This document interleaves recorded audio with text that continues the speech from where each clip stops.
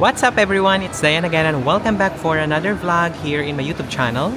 So andito tayo ulit sa Farmers Plaza Cubao at gagawa tayo ng content.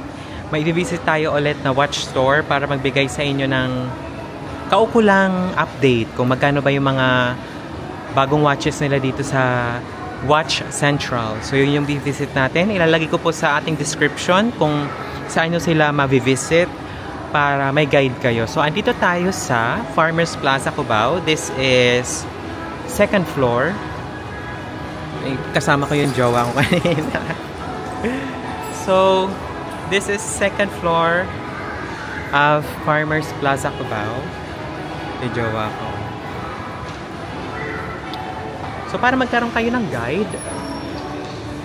So, may mga entrance dito from Farmers Plaza Market. Yan, yung local market dyan.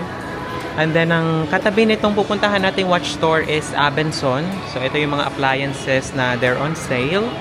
So, meron dito, aside from Abenson, there's also like an Western Appliances Center. So, hivisita natin ang Watch Central.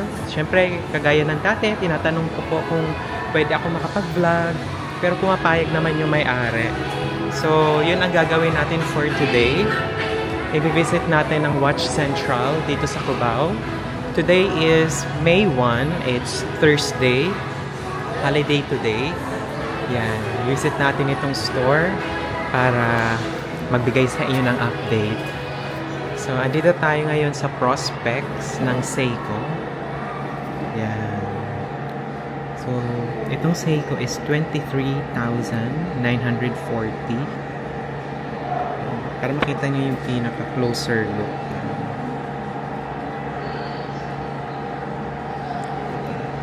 And then, itong katabi niya is 26,530. Yung may blue dial. Yan. That's 26,530. And then, itong green na may bezel, ito naman is 21,670. Ayan. Check natin. I-zoom natin para makita nyo kung gaano siya kaganda. Diba? Sobrang ganda niya. So, 21,670. Ayan.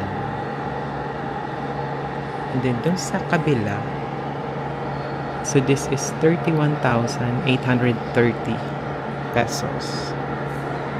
Itong Prospects Paddy. Sobrang ganda niya, di ba?